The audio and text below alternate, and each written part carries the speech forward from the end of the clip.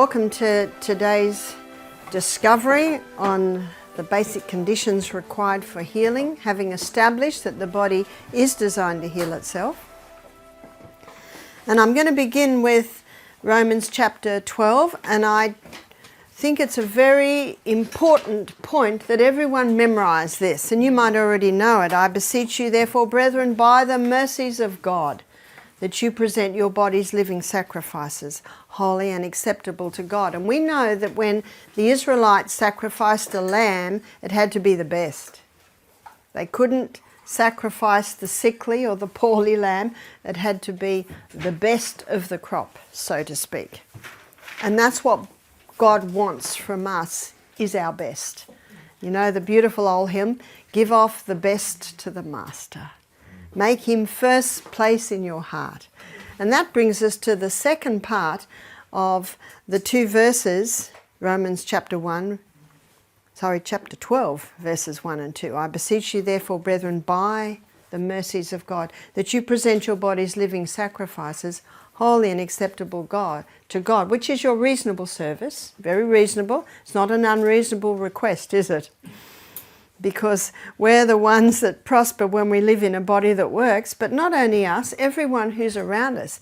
And that brings us to the second verse. Don't be conformed to this world, but be transformed by the renewing of your mind, that you may prove what is that good, acceptable and perfect will of God. Who are you proving it to?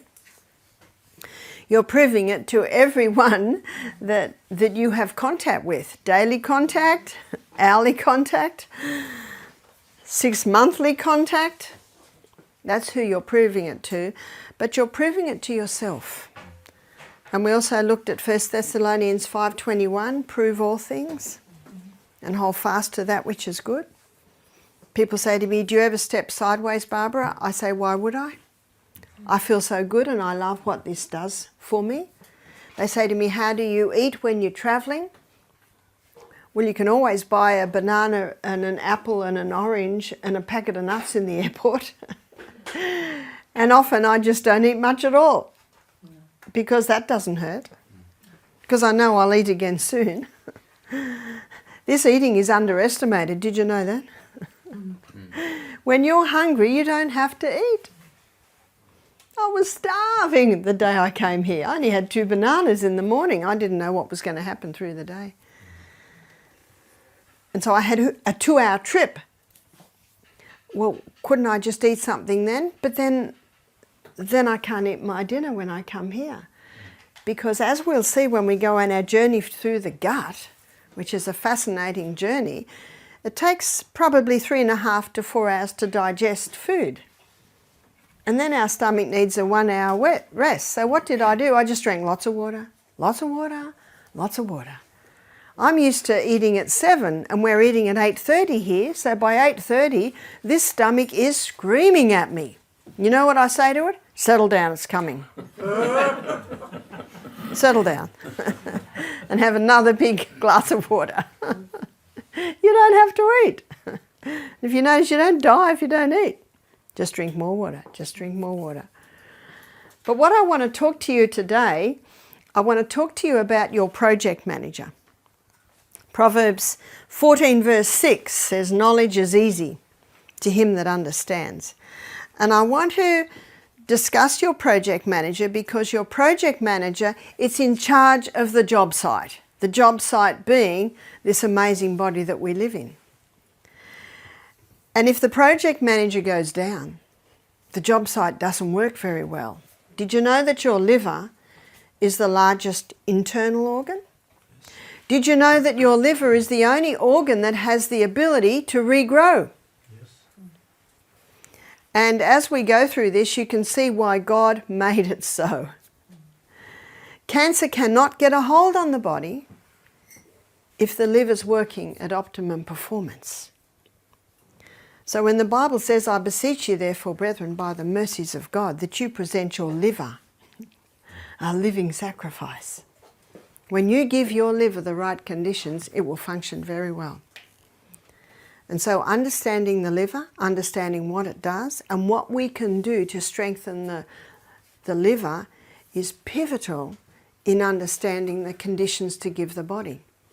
So let's have a look at the liver, the largest internal organ of the body. And I call the liver the project manager because everything that comes into the liver, into the body, goes first to the liver. And everything that comes out of the body comes out under the jurisdiction of the liver. And do you remember when we looked at yesterday, page 127 of the Ministry of Healing, where she said in case of sickness the cause should be ascertained? So that's why we look at history, yeah? What do we look at as well? Symptoms. And what's the last thing we're observing? Response. Is that right? Response, that's right, response.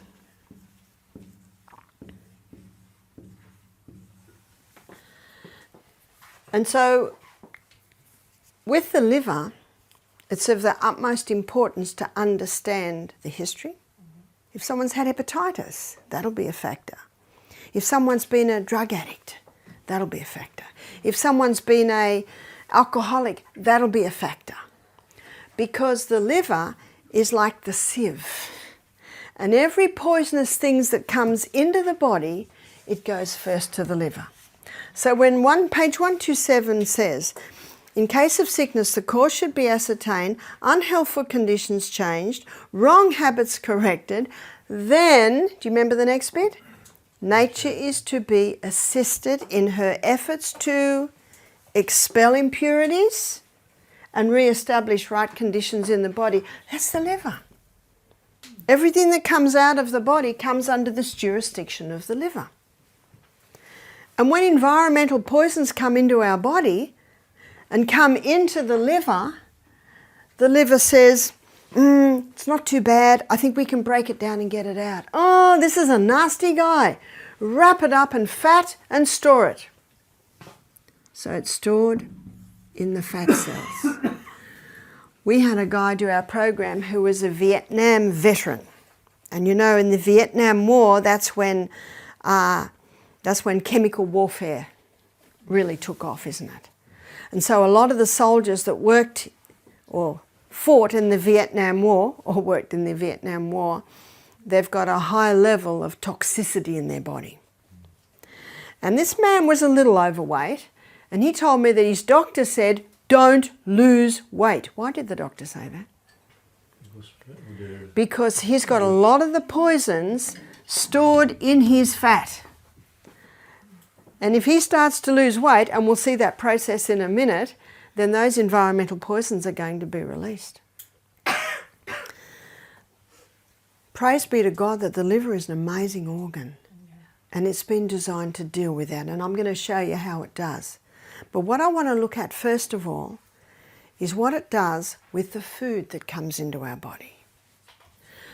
And I find today, and there's a lot of writers who are talking about this, there's a lot of, some of them fairly extreme diets that have been set up because of this very fact, is that most people today eat too many carbohydrates. So what we're going to look at is we're going to do a carbohydrate assessment. And we're going to start with breakfast. So what would most people in the world, no matter where I go, I find it, what would most people eat for breakfast? And we know there's a whole aisle devoted to it. Cereal. Coffee. And if you notice, we'll look at coffee tomorrow. If you will notice that, well, you may not be a television watcher, I'm really not, but occasionally I might watch a documentary or something, and if it's on a television station that has ads, have you ever watched the ads? Huge amount of ads to cereal.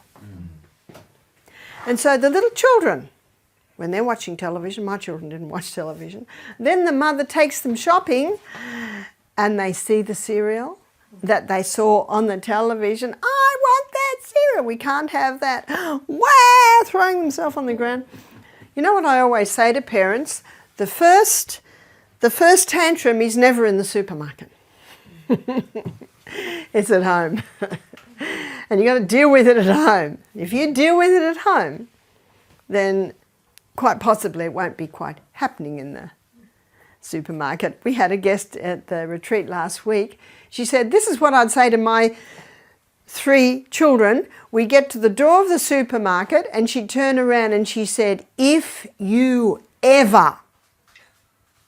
And they went, she'd have no trouble.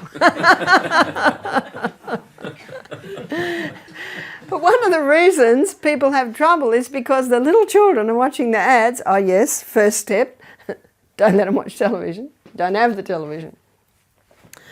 But you have a look at the amount of ads on the television to cereal. There's one in Australia, I guess it's everywhere, I guess it's here. It's Nutrigrain.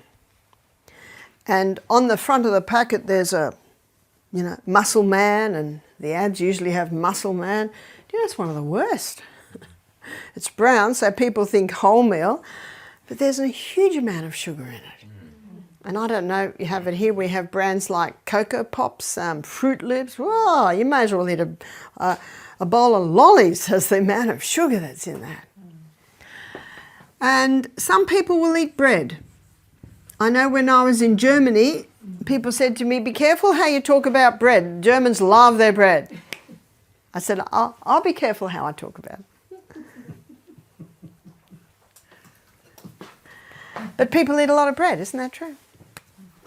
And because these articles of food give quick highs and corresponding lows, mid-morning they're looking for cakes, biscuits, donuts, etc. We'll just say cakes, etc. And some other fast foods that the Europeans have certainly introduced to Australians is pasta. I'm a 5th generation Scottish descent. So I was a child in the 50s, 60s. I never heard of pasta. Never heard of it. Being Scottish descent, what did we eat? We had sausages or chops, mashed potatoes, frozen peas or beans every night of the week, except for Sunday. Then Mum would do the roast lamb. And all my relatives ate like that. And all the little Presbyterian church I went to, they ate like that. Everyone I knew ate like that. Because you probably know that, I don't know whether it was about the 50s or 40s, that you could get to Australia from England for £10. So a lot of people took that offer and came out. So a lot of people in Australia come from Scottish or Irish or English descent. And of course that has greatly influenced our food. People say, what's Australia's traditional food? I said, Australia, it's a combination of a whole lot of different cultures, but it's mostly the UK influence. And the Europeans have also introduced Aussies to pizza, another high carbohydrate food, rice, and can't forget potatoes.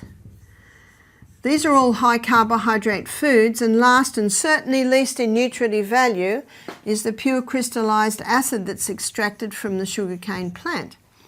Now, would you agree with me that the average person is eating a lot of that? Yes. A lot of that. All of these foods break down in the gastrointestinal tract to glucose. And when we go on our journey through the gut, we'll be looking at that process in detail. Let's go to the CBD and watch what happens. So here's our cell, the central business district of the human body. The glucose comes out of the gut and into the blood and goes on the M1 main highway straight to project manager. And then the project manager determines where that glucose goes. And the first place it will go is to the cell. Now that's no surprise, is it? So the glucose comes into the cell. Students, can you tell me what hormone is necessary to get it into the cell? Insulin. It's insulin, that's right. So insulin, and we'll look at that in a little bit more detail, that process tomorrow. So the glucose comes into the cell. When it gets into the cell, it goes through a 20-step pathway. This is the glycolytic pathway. It's a pathway that uses no oxygen, so it's your anaerobic pathway. I was referring to it a little bit yesterday, and that's when I said I'll go into detail today. That 20-step pathway delivers to us 2 units of energy. The end result of the 20-step pathway is a chemical form of glucose called pyruvate. Pyruvate is the chemical form of glucose. It gets fed into what's commonly called the powerhouse of the cell. It's the Krebs cycle, which is sitting in the mitochondria. And this is an 8-step pathway. And this pathway is an aerobic pathway, meaning this is the pathway that uses oxygen. And that pathway delivers 36 units of energy. What a difference. We've got 100 trillion cells in our body. And so we've got 1 trillion in our brain. How's your brain going to be when you've got enough oxygen going in to give you that sort of energy? Whew. That's why we have a break every hour. And that's why I encouraged everyone to go outside and breathe very deeply and get that oxygen in. Even run around the house 3 times.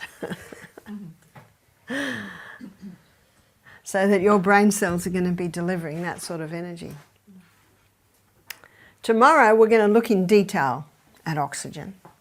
But today we're looking at glucose. Only so much glucose can be fed through those energy cycles. And so what the liver does now, it stores some as little molecules of glucose. And these little molecules of glucose are called glycogen. And glycogen is a name given to quick-release glucose stores. And that's how you had energy this morning to walk. So when you start walking up that hill and breathing deeply, the body's crying out for fuel. And God in His wisdom and mercy put these glycogen stores mostly in our muscle cells. And so when your body's crying out for fuel, it'll pluck the molecule through the energy cycle. Pluck the molecule of glucose through the energy cycle. What an amazing process.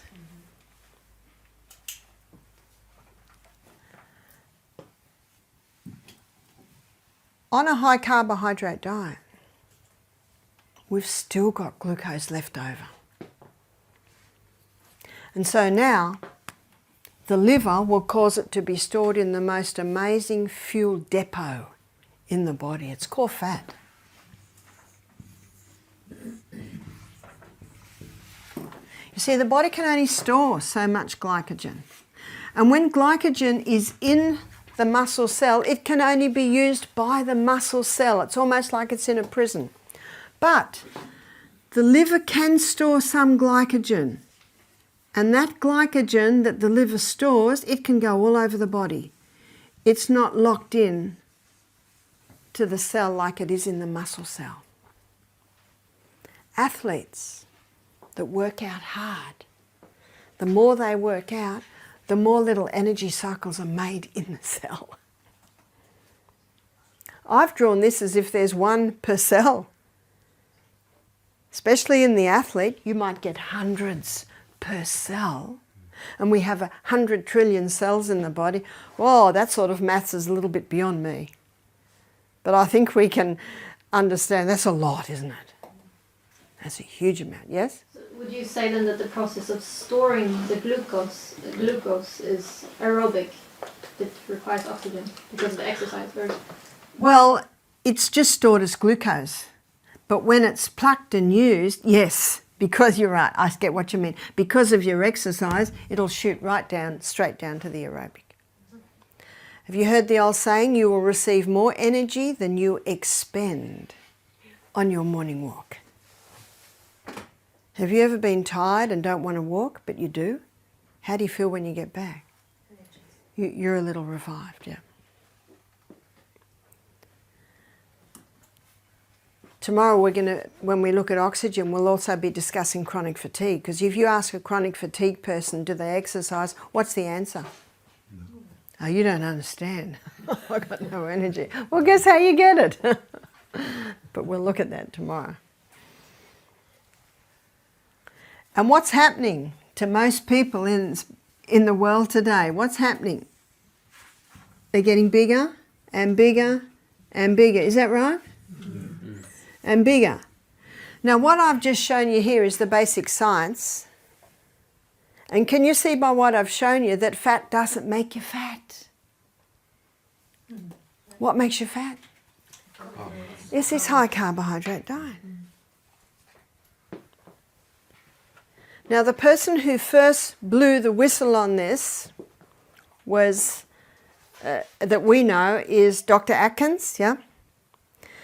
But Gary Taube, he wrote a very interesting book where he went back way to the mid-1800s to see if it was acknowledged then, the danger of the high carbohydrate. And he gives the story of a man named William Banting. This is mid-1800s. And he went to a very famous doctor called Claude Bernard. Claude Bernard was a contemporary at the time of Pasteur and Antoine Beauchamp. And Claude Bernard believed as Antoine Beauchamp did in the cycle of life, pleomorphism, many forms. He didn't go along with Pasteur. Many scientists didn't, because they recognized he only gave part of the equation. And so William Banting went to Claude Bernard because he wanted to lose weight. He was a little overweight. So Claude Bernard stopped. Now they were called starches back then. We more call them carbohydrates today, don't we? So Claude Bernard got William Banting to stop the carbohydrates. So what did he eat? He had a lot of vegetables. And he ate meat. And in eating the meat, he was also eating lots of fat. Meat, butter, cream, cheese, eggs, all of that.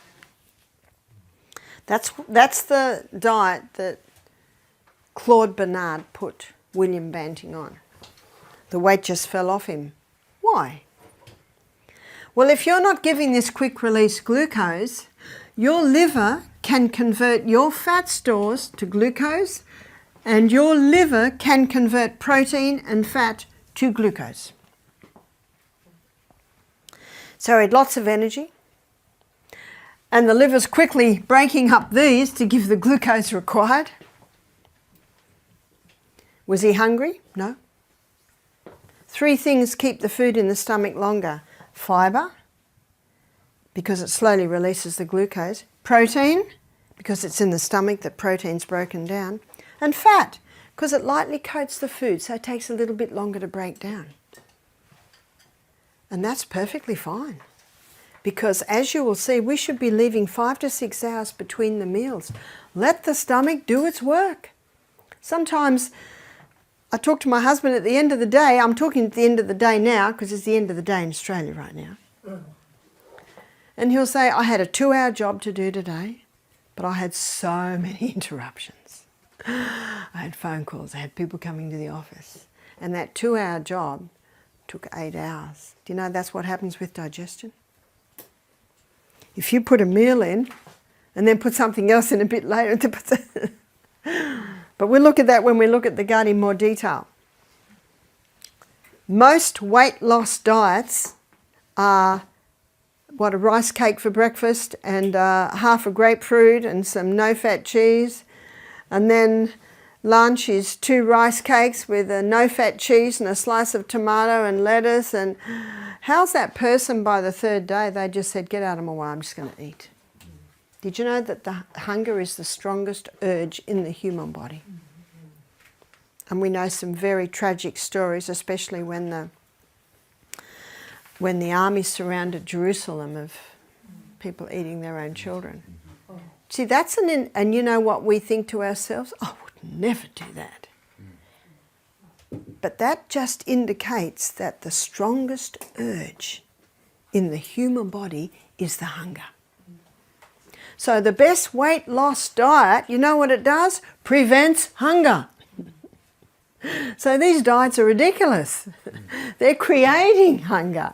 And the person goes out and just eats whatever they want because all reason is gone because they're so hungry, and then they put all the weight on and more that they just lost in the last 2 days.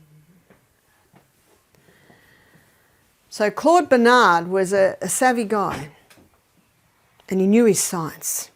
So he put William Banting on this diet. William Banting was so happy because the weight was falling off, he had energy, he was never hungry. So he wrote a paper called The Banting Diet. He's a savvy businessman. He sent it out there. Today we'd say it goes viral, yeah. And it got to the point where people had looked at each other and saying, "Are you on a diet?" "Yes." "What diet you on?" "I'm doing the band. I'm doing the band." In Sweden, I think it's the expression you say, banta. Right? Okay, so okay, so yeah. That's the noun. Bantning is the noun. Okay. So isn't it interesting that maybe it came from Bernard's French, so I guess European. Yeah. And I found that fascinating because basically that's exactly what Dr. Atkins found. I don't know if he ever knew about Claude Bernard and William Banting. And Robert Atkins' book was one of the most fascinating books I've read. I had no interest in reading that book because I'm a plant-based person. And all you hear is you've got to eat meat, butter, cream, cheese, eggs. So I'm not interested.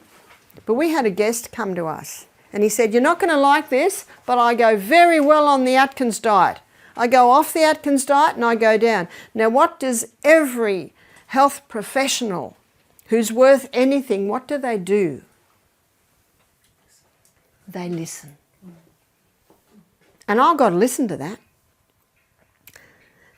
Because that's his story and it's real. So I've got to listen to that. So for the first time, and this happened 18 years ago, I sort of made a bit of an Atkins vegetarian diet for him. But I'm thinking to myself, where is it? Why? Why does that man go so well on the Atkins diet? It intrigued me. And then I stayed at a friend's house. I was travelling, stayed at a friend's house, and they had a fold-down bed in the office. And I woke up in the morning, and I'm an avid reader. I love reading. And there's the bookshelf. And I'm just, scaling the books. And then one book almost jumped out at me, Dr. Atkins' New Revolutionary Diet. And I said to myself, "Father in heaven, are you trying to tell me something?" So I picked up the book and I read it and I couldn't put it down. The science was fascinating and it explained so much to me. So I went out that day and bought my own copy of Dr. Atkins' New Revolutionary Diet. Years later, when I was in New York giving lectures, Dr. Carl Benjamin came to see me. I said, "What are you seeing me for?" He said, "You are the first nutritionist that hasn't slammed Atkins." He said, "I was one of Atkins' patients." So this is back in the 80s. So this happened to me 15 years ago, and this man was in his late 70s then. He said, "I was diabetic." He said, "I had excess weight, so I went to Atkins because I'd tried everything else." And he said, "Atkins took me off the carbohydrates." And he said, Atkins was a gracious man. He was terribly apologetic. He said, "Look, I want you to eat a little bit of meat." He said, "I was desperate, so I did." He said, "The weight just fell off me." He said, "My diabetes went." But he said, "I'm coming to see you because I'm getting arthritis and I know it's the meat, the high acid." He said, can you please show me what to do?" And I did. Now, Dr. Atkins he first did it just for weight loss, and it says this in his book, but his results were amazing. So he started to put all his patients on it. The results were amazing. It is estimated 11 million people have been helped by his diet. Now, before you protest, please let me finish my illustration. Phew. His book was #1 on the New York Times best-selling book list 4 years running. He deserves some attention. And at the time, I started giving meetings called Dr. Atkins' Missing Link. What was Dr. Atkins' missing link? The danger of the meat and dairy and what vegetarian protein can do. But what Dr. Atkins found, and the only reason he started to research this is because of the results he was getting. The response he was getting was phenomenal. Now, everyone was happy they could eat everything they can't eat on a weight loss diet. But it was the response that he was looking at. And what he found is that these are the 3 essential food groups. Got that? Why? Why are they essential? Yesterday we had a look at how important fibre is to the colon. Is that right? It sweeps the colon and it stimulates peristalsis through the colon. And if you don't empty the rubbish bin every day, the house starts to smell. Is that right? We'll look at that when we look at the gut. So fibre is essential. When I was a little girl, my mother would peel every vegetable, wrap it up in newspaper, and I'd run out and put it in the bin. But we don't do that anymore, do we? We just scrub them. And what they've discovered is just under the skin of the potato is the highest concentration of the nutrients in the potato. So we need that fibre. Why is protein an essential nutrient? Yesterday we looked at the DNA, we looked at the crossword bands. They're made up of amino acids, which comes from the protein we eat. And also, remember the new cell being built? Built out of amino acids. My son James has inherited my body type. Poor guy. Boys don't want to be little. Well, he's taller than me, but very hard to put on weight. But I can show you a photo of him now. How did he do that? He changed his body type. He had to change his body type to do it. He worked out hard. And he supplemented with extra protein. Yeah? How many grams do you recommend for a grown man? Well, the recommended daily allowance for a lady like me is about 65 grams of protein a day.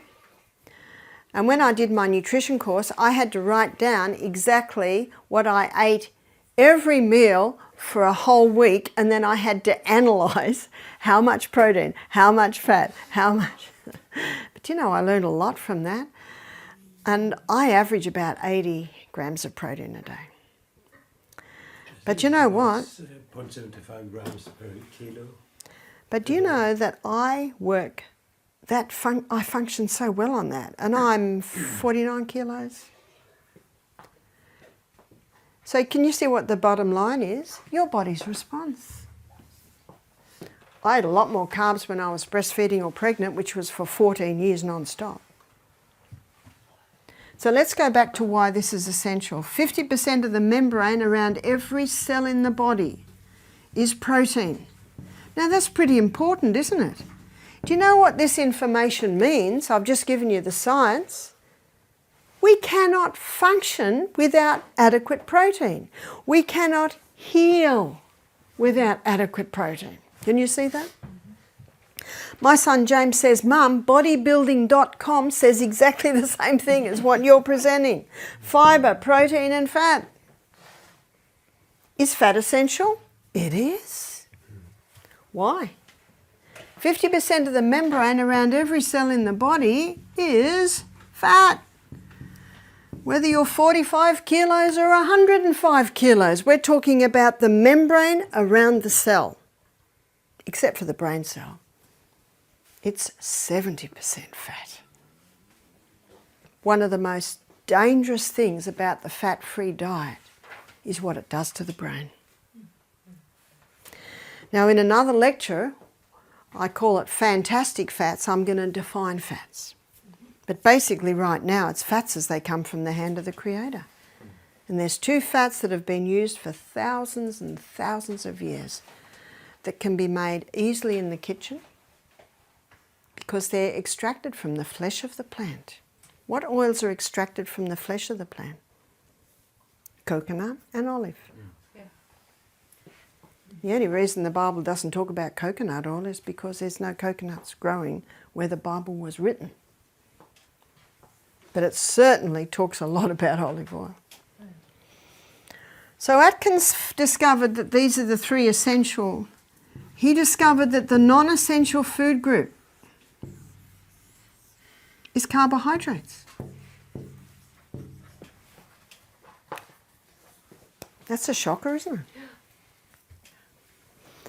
There's a documentary series in Australia, there used to be, called Catalyst.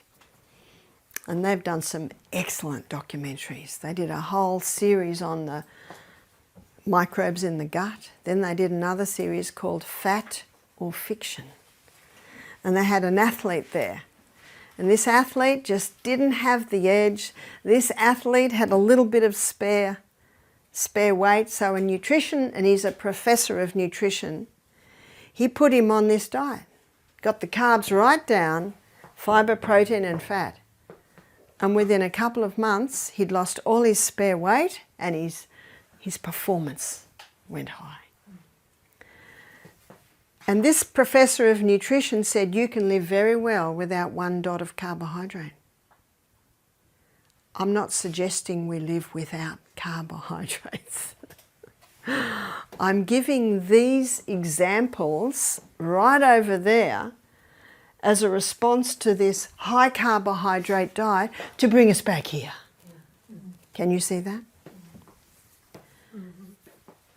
So the non-essential food group, the carbohydrates, that's your negotiating part of the meal. And the negotiations change depending on your age, depending on your size, depending on your weight, your height, depending on your physical, mental output through the day. That's the negotiating one. So if someone wanted to conquer their cancer, what would they drastically drop? The carbs. Do you remember how much more glucose the cancer cell consumes? 15 times. Dr. Holland, in the book, The Germ That Causes Cancer, he said when you deprive cancer cells of glucose, they self-destruct. Because cancer cells are running up here. Remember, they hate oxygen? And this is a very fast pathway, whereas this pathway is a lot slower. So when you deprive cancer cells of glucose, they self-destruct. And then the student might say, but Barbara, every cell needs glucose. It does. But this is a slower pathway, and it can wait to get the glucose from the vegetables, from the legumes.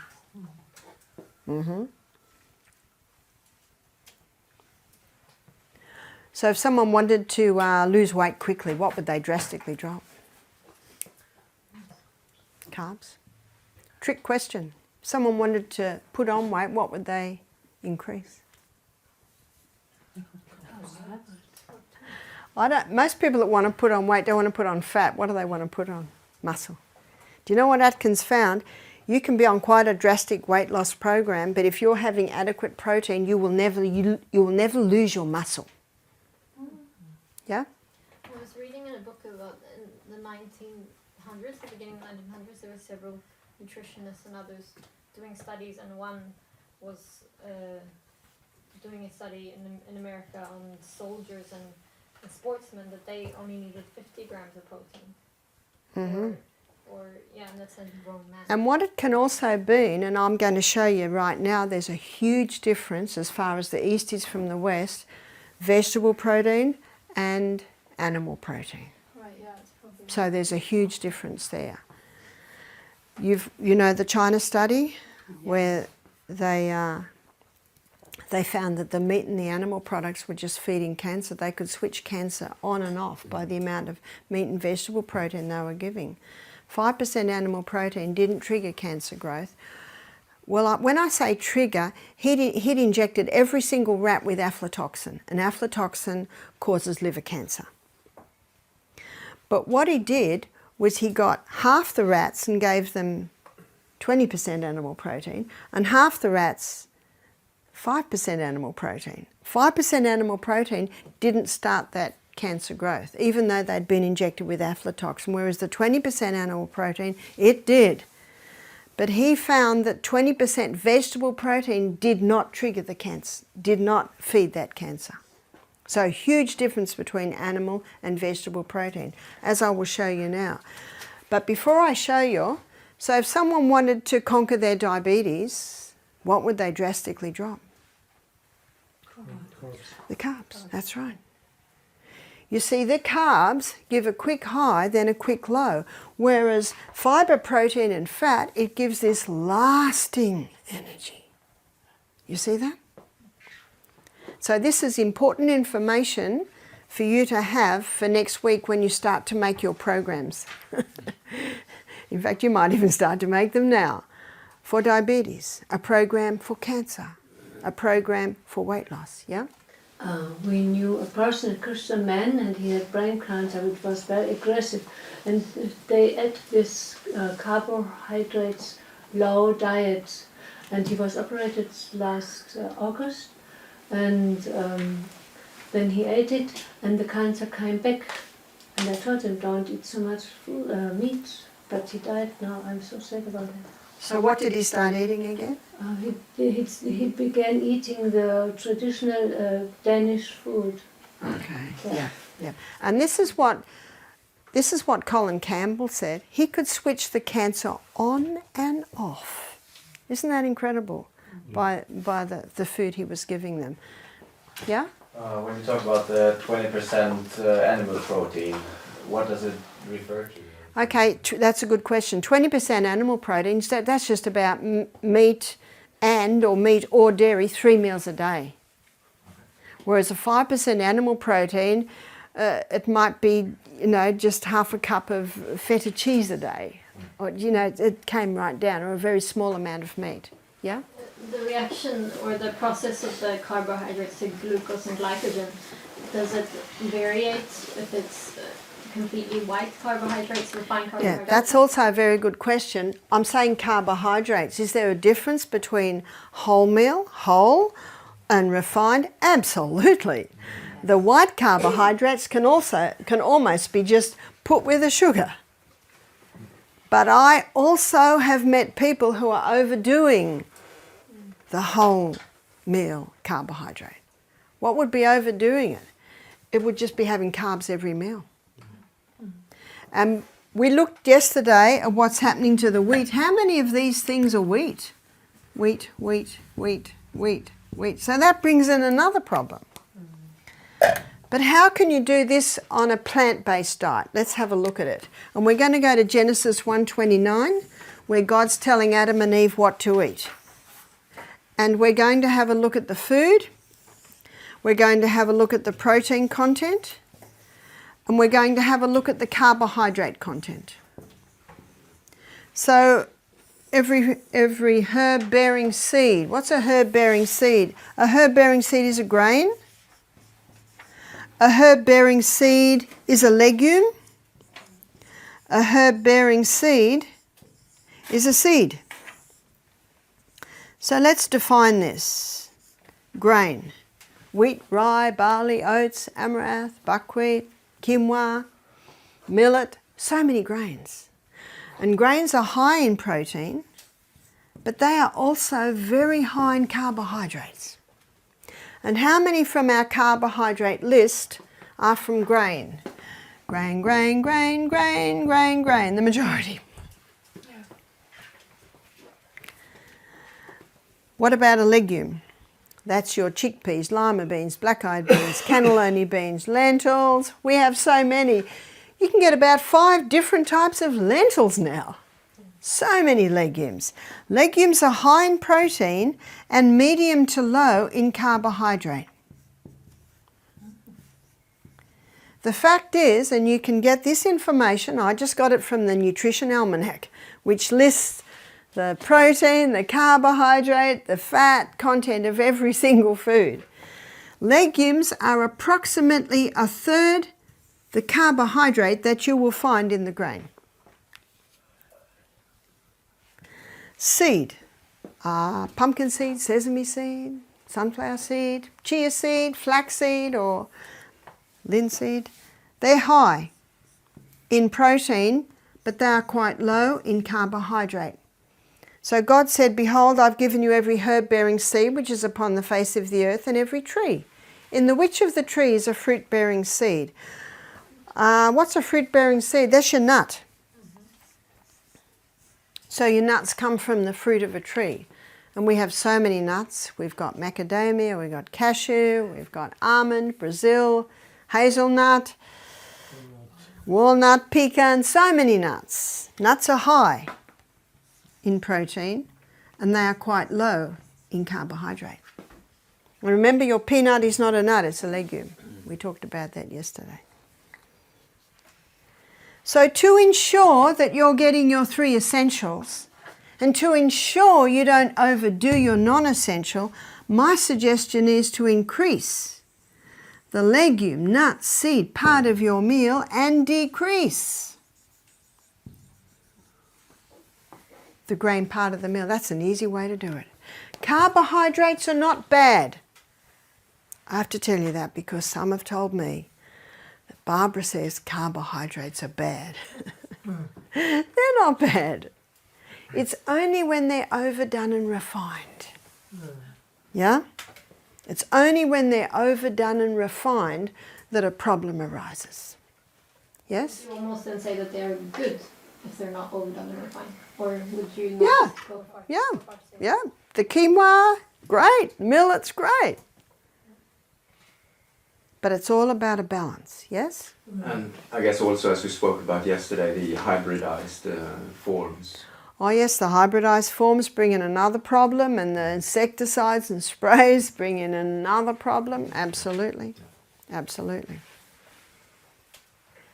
So remember, this is your negotiating part of the meal. I eat a lot less carbs now because I'm not breastfeeding or pregnant. I ate a very high fibre diet. I ate generous protein and healthy fats. I'm not drinking a cup of olive oil a day. I limit my nuts to about 8 per meal, maybe 8 to 10 per meal. You can overdo the nuts, absolutely. They're very concentrated food. I eat very liberally of legumes. And I do that because it just sits so well with me. My weight just stays the same. I have lots of energy. I sleep very well. What does the Bible say? In 1 Thessalonians 5:21, prove all things and hold fast to that which is good. If you have a yeast problem, if you have excess weight you want to lose, if you have any form of cancer, drastically drop the carbs, and it's not forever. It's just until you conquer your problem. Michael and I don't have any cereal at breakfast, cooked, because Michael had a very severe yeast problem. When I married Michael, he was 40, and he had a terrible case of thrush in his toes, in his private areas. And when I looked at the history, I certainly saw the symptoms. I would wake at night with him scratching. And I looked at the history when he was, I think he was about 30, he wanted to have his wisdom tooth out. They were paining, our jaws aren't as big as God meant them to be, so many people have to have the wisdom teeth removed. He did it on the cheap. He went to hospital, got some students to do it. They knocked him out and pulled him out, but when they wired open his jaw, they broke his jaw. Oh. And he said that his face got bigger and bigger, and he could go to the sink, push his cheeks, and the pus would just fall out. And he contacted a mate and said, "Get me out of here." And the mate walked straight past him, because my husband's tall and skinny, and he wasn't used to Michael having a face like this. And he took Michael home, And the little old lady next door was watching, and she said to him, "I'm taking you to the doctor, you're dying."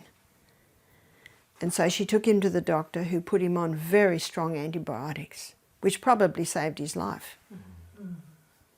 But here we are, 10 years later, and he's got these terrible thrush problems because he loved honey and cereals for breakfast and lots of fruit. He didn't realise he was just feeding it, even though it was all healthy. Thrush is a fungal outgrowth between the toes, and it can also be between the legs. Where does mould like to grow in your house? In the dark, moist areas. It does it in the body too, in the dark, moist areas. And so I put him on a fairly strict diet. I got the glucoses right down.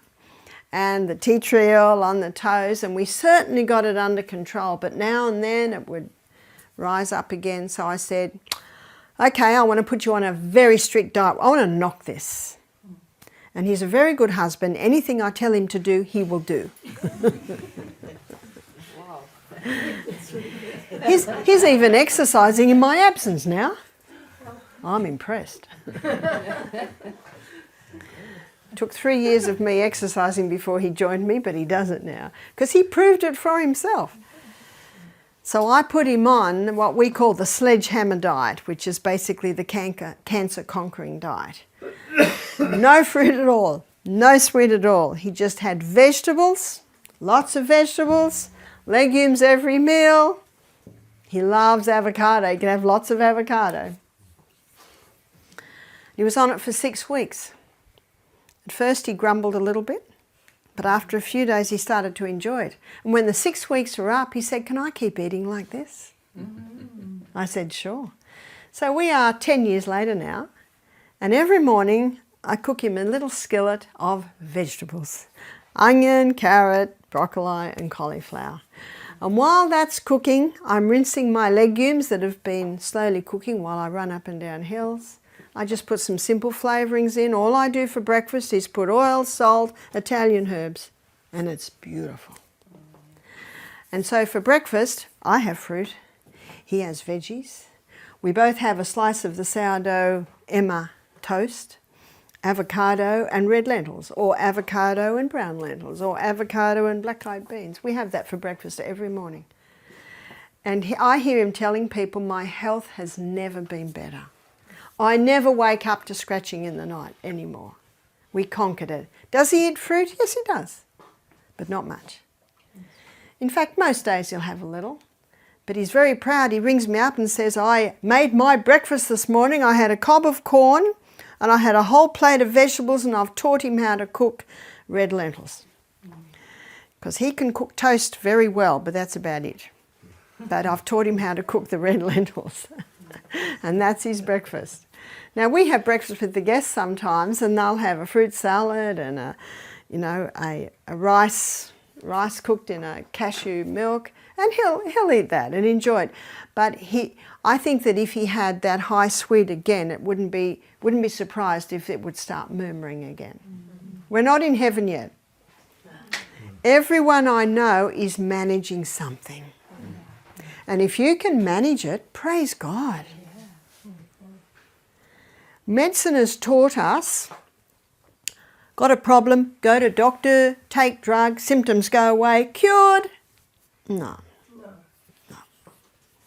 Drug stops, oops, it all comes back, even worse. If you can manage it, you're doing very well. So it's important to give that message to your health guests. We can help you to manage this. We can help the symptoms to be kept under control. I have a question about this. We have a friend from church. He eats a lot of fiber, protein and fat, but he doesn't eat any vegetables, legumes. Yeah. And because it's carbohydrates in them, but that must be a... Yeah, see, our vegetables are your highest source of your minerals. Yeah. And your minerals are just so important. I was at a health retreat recently, and the master of the house heard this, and the next meal he sat down to a big plate of salad and vegetables and the legumes. And his wife said, we've been trying to get him to eat that for 10 years. And he smiled. He said, I'm going to eat it now because I've just heard why. I've just heard why. We're about to have a break, but I'll just give you one more story. I had a guy who was just huge. He was about 180 kilo. I said, have you ever gone on a diet? He said, yes, I went on the Atkins diet. I said, did you lose weight? He said, yes, 17 kilos. I said, why did you stop? He said, oh my God, I just couldn't handle it. I said, what were you eating? He said, meat, butter, cream, cheese, eggs. I said, what about the vegetables? He said, no. I said, haven't you heard that you're supposed to eat 3 cups of vegetables a day on the Atkins diet? That's the only way it got through. That's the only way he got away with it. I said, did you read the book? He said, yeah. I said, did you read that bit? He said, no, I missed that bit. Important point. And the Dr. Carl Benjamin that I mentioned to you that came to me on how he could do this on a plant-based diet. He said to me, I believe if Dr. Atkins had read the China study, Dr. Atkins would have become a vegetarian. Interesting point.